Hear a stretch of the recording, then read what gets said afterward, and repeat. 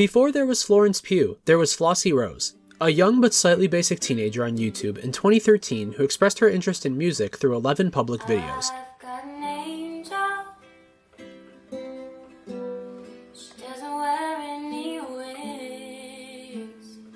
And while she didn't know it, this was just the start of something big. In 2014, Florence Pugh made her debut as a professional actress in the British drama The Falling.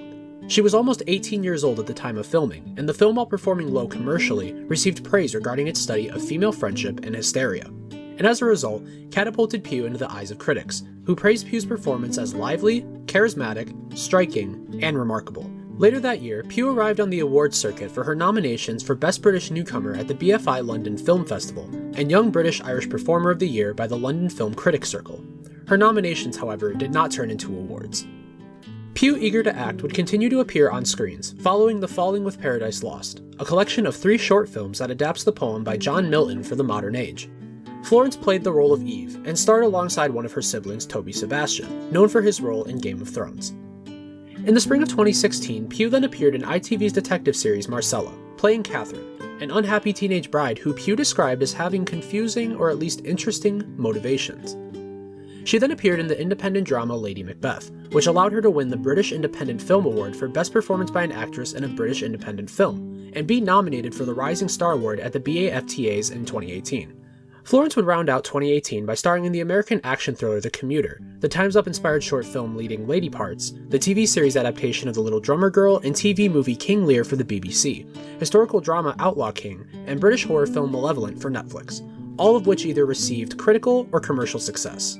In 2019, Florence would debut in the entertainment category of Forbes Europe's 30 Under 30, a list that celebrates the brightest entrepreneurs, leaders, and stars under the age of 30. She would star in Fighting with My Family, a sports comedy biopic about English professional wrestler Paige, which received positive reviews and praise for her performance, as well as a total worldwide box office gross of $41.5 million. Pugh would then join the production of the short film In the Time It Takes to Get There, inspired by a winning poster in a movie poster contest by Adobe, and followed the first social media influencer from the 1800s. During the production of the short film, Florence would meet writer and director Zach Braff, and would begin a relationship that lasted from 2019 to 2022. After the short film, Flo would lead Ari Aster's horror film Midsommar, in the role of Danny, one piece of a relationship on the rocks who traveled to Sweden for a midsummer festival that holds a sinister secret.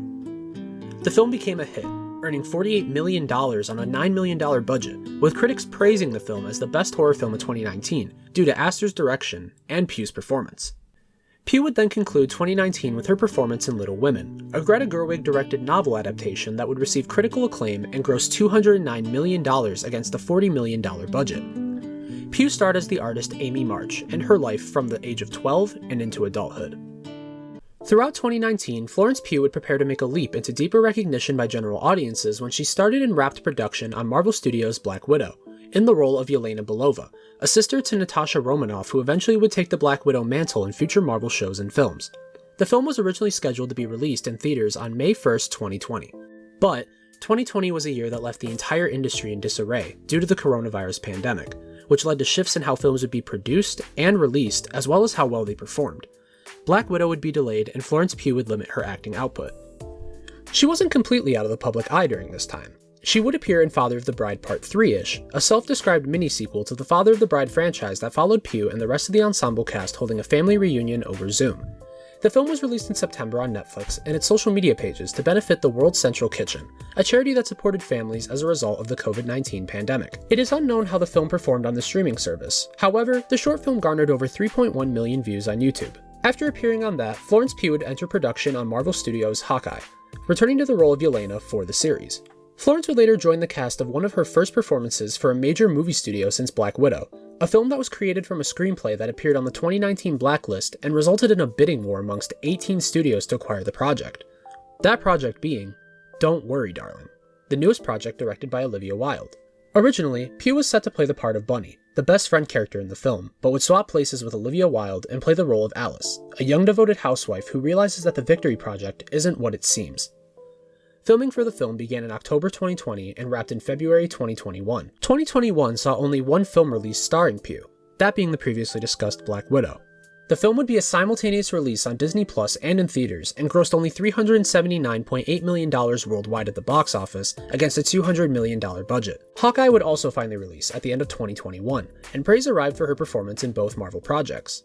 In 2022, as Don't Worry Darling's release date continued to get closer, allegations have been raised regarding the production of the film, with claims that Pugh and Wilde engaged in a screaming match on set alongside other clashes, which allegedly resulted in former Warner Bros. Executive Toby Emmerich holding a long negotiation process between Wilde, Pugh, and the studio to determine if and how involved Pugh would be in the film.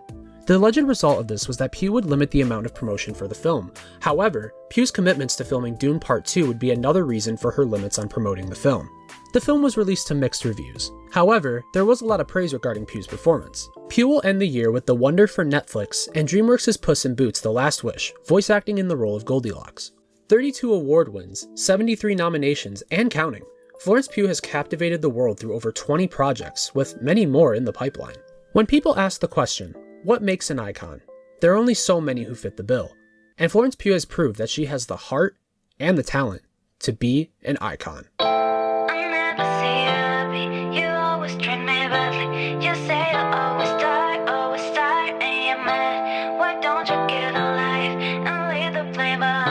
And I can be